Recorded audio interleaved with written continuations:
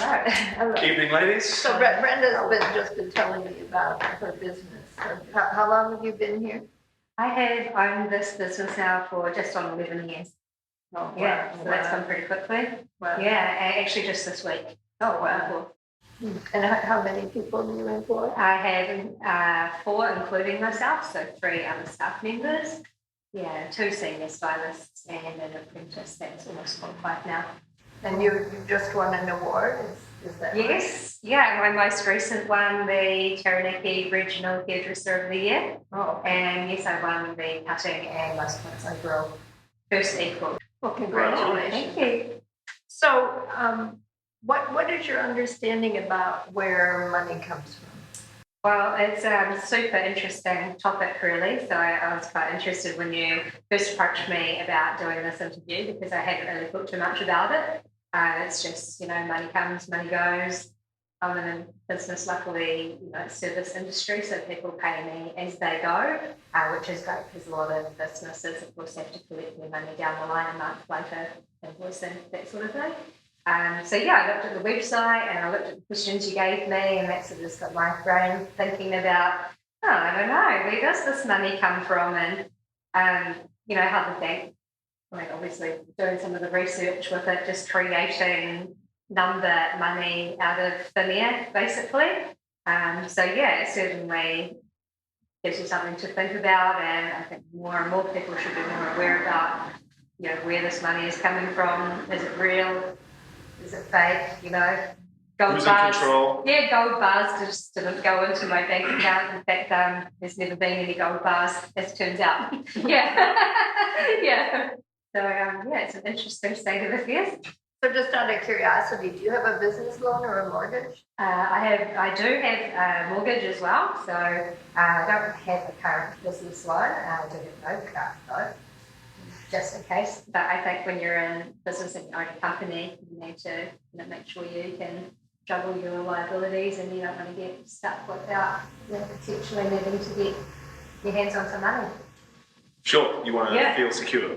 Yeah, totally. Oh, yeah. Background. Well, it's stressful having loans and things. Yeah. You need to maybe keep up with Debt paying hanging them. over your head, right? But I don't have that debt now because, fortunately, I've paid off my company. So Right on. That must be satisfying. yeah, definitely. It's a bit of a relief for me these days, but certainly when I first went into business, it was kind of scary, every day thinking if I don't make another $50 by the end of the day, what's going to happen, with the bank, and how am I going to service my loan? Yeah, exactly. Yeah. And pay myself because I also have a mortgage and me being a person, an employee. And you want to respect yourself awkward. within the business as well. You don't want to sell yourself too short because why are you doing it otherwise? Yeah. If there's not something Definitely. worthwhile. So before you read our information, you obviously weren't sort of completely aware of just how nuts and bolts come away. Yeah, I don't really understand the banking system. Right, who does understand the banking system? I'd recommend Michael Kumhoff as a good place to start. He's a German economist and a senior research advisor at the Bank of England's Research Hub facility, who co-authored the 2012 IMF working paper entitled The Chicago Plan Revisited, which is an excellent introduction to the subject of banking reform. A little closer to home, Steve Keen is also worth checking out. He's an Australian economist, not that we'll hold that against him, who wrote The Roving Cavaliers of Credit, amongst other things. But you're under the impression the Reserve Bank of New Zealand was in I just thought total there was control? money. Yeah, I would think that if I borrowed $100,000, I'm just taking this number out of the air, like they do. That they actually have that money in the bank for me to use. But I guess that comes into the thing that we said about the gold bars. It's not an actual physical thing. It's just the numbers on the paper that they've decided is really this money. But then, of course, they're going to charge me extra money for it, and extra money every day, week, month, year. That's right. That I have that money for. But, I mean, to pay off, the business costs, 11 years just to sort of be debt-free and sort of just throwing it out. Like, I mean, you obviously had to work quite hard. Oh, definitely. So, but it's not really that hard in terms of work just to type in a few numbers on a computer and just definitely not if you're the bank manager and you've decided, yes, you seem okay. Yeah, that's with right. your company structure and, Yep. you know, I'm going to be good for the money. So You're likely to be able to pay this loan back. Yeah, definitely. Because was it a surprise to you to learn that only 2% of the money supply is the notes and coins, the rest is bank-created money? Yeah, when you start looking at those statistics, it's kind of scary, really. Yeah, it's not much cash flow there, then is there? Well, everything's an electronic transaction, isn't it? Oh, these days, yeah. So many things with the technological revolutions that have occurred. Yeah, it's just been digitized. But yeah, for me, it was just more the control that the banks have over the money creation process. I mean, well, where else can you get it from? Good question. Glad you asked. The other possible alternatives are credit unions and building societies. I myself do my everyday banking with a credit union. The only issue with getting a home loan with them, though, however, is that they are invariably more expensive, as my younger sister recently discovered. The mortgage broker even said to her at one stage that they wouldn't be doing their job properly to recommend a credit union because the banks are always cheaper. I think that's what we're about, is we think there is an alternative. Yeah. And we think that the Reserve Bank of New Zealand could issue the electronic money. Yes. And there would be no debt that way, and the public would have some control of it. The public definitely needs to know and why these sorts of, checks that we're having, putting it out there to make people aware and actually thinking of it in the first place, because I think most people, probably much like me, I'm not blind to it. I obviously own a company, run my own business, and that's right. I've got a house and stuff, so I've done things, but it's definitely not something you think about. You just think, this is how it's done. On me, I go to the bank, I get a loan, I buy the things that I want or need, / for whatever that price is that I'm comfortable with, they set the interest on. I go to work to pay for the loan, and it basically just continues in that cycle until I ever pay it off.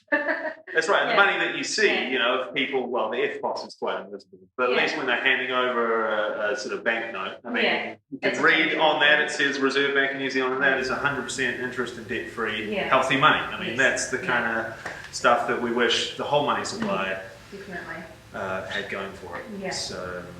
There's definitely one big thing that I had thought about, and I've thought about quite a few times, about the loan system and money and banking in general. For example, my place that I bought over 10 years ago now, if you take your house? Yeah, the house, not the company. If you're looking at $200,000 house, I did some maths some years ago when I was like, geez, this mortgage is really adding up. My place is going to be, I would have paid just over $500,000, and I can assure you that I'm not living in a $500,000 property now, and even in this current climate with more expensive housing costs, etc. So I was like, wow, that's a lot of money and a lot of interest. Stuart's been leading the charge, and she initiated the petition, which will create a select committee so that the politicians will actually have to sit down and have a good look and a chat, and hopefully it'll be picked up. So where will it hopefully go from there? So you have to petition it just to get their attention.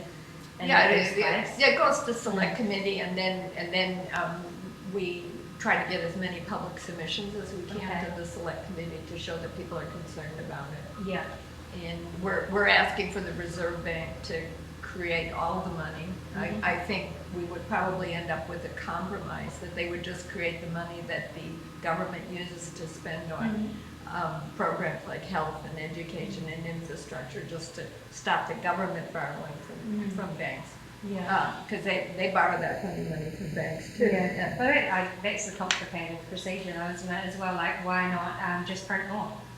And well, that's where the Reserve Bank has that power. Yeah, they do have that power, and they could create it electronically. They could do that, but that's where all our debt comes from. Is that the government's struggling to pay the banks back for all of this. What's estimated it costs us $5 billion a year in interest that we wouldn't actually have to pay as a country. And it ends up in Australia. Well, that's roughly. And it's not good debt, the house. They say, that's the good debt, but is there other $500,000 that I've paid Oh, sure. Yeah, Well, it's you just, do what you have but to because do. it is how it's done, it's Yeah. normal. I mean, my parents are doing it. I just rent myself. But Yeah. if everyone's doing it, then you don't really think too hard about it or question it. It's just the way it is, and it's fair enough. But is it fair?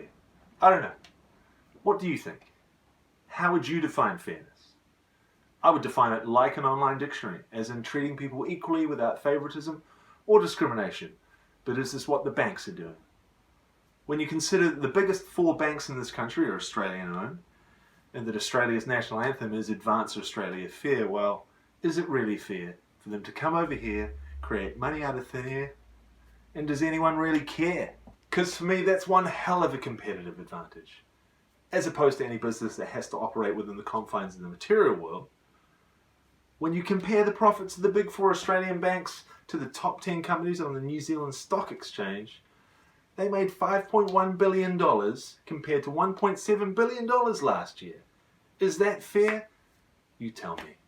That's the great thing that But you're is doing it is fair? going around and, raising awareness to it, and, hopefully it goes further than that and people will start listening, because I know there's lots of things that have been changing lately where people are starting to listen to changes, so that can be a good thing. And at least someone's voicing that, because, if no one does, then no one hears about it, and then no one listens or, has information to make better decisions for themselves with money. Yeah. New Zealanders pride themselves on the concept of fairness, Yeah. and giving everyone a fair go, and believing that the society we live in is fair. But in the last year, these big 4 Australian banks, and they make up 95% of the banking market, took $5.1 billion back across the Tasman. Yeah.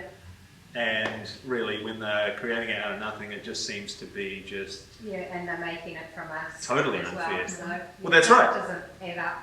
Well, No. we did it before. In 1936, the first Labor government printed money. Okay. Yeah, they issued credit into the economy for state housing, for the State Advances Corporation. I don't know if you've ever heard. That they gave loans for something like 40 years for new home buyers. Yeah, Because tens of money- thousands yeah, of new and it homes was money they didn't borrow. They just issued it Yeah. directly. But it was really, really controversial at the time. Yeah, And you definitely. can read the debate in Parliament, and it's And I guess very that will be the interesting. controversial thing, if and when that comes back around as well, and who decides how much of it to print off the press and put out there into circulation. Yeah, and what will the good and bad things of that be? Well, all Yeah. we're advocating really is for whoever's in control of our money supply to be transparent, Yeah. accountable, and democratic. Definitely. So we Not- want it in the not, hands of... what can seem like a shady banking business. Sure. We want it in See the... that one on camera? Did you know that the big 4 Australian banks were actually taken to court by IRD in 2009? Yeah, I did read that. You read that one? It had something like, 12 zeros on there? Well, it's $2.2 billion Yeah. in fines they had to pay back, and that was Yeah. 20% less than what the IRD wanted from them. So that's actually criminal behaviour. I mean, I can't afford to settle out of Well, court if if they I get in operate trouble. as a business, then they should be treated as such as well, because me and small business But operating it's- as such, I do Absolutely. have to pay those costs. Yeah. But it's that too big to fail Personally thing. and as a company as well, so, So, yeah. Well, thank you. Oh, well. Thank you. You're welcome. Yeah. No worries. Thanks a lot, Brenda. Again, nice That to was see you both. awesome. I think you've got some good stuff there that you can yeah, no, reach it's out. fantastic. Right, we've just been talking to Brenda, and you can find out more if you go onto our website. Thanks a lot, see you later.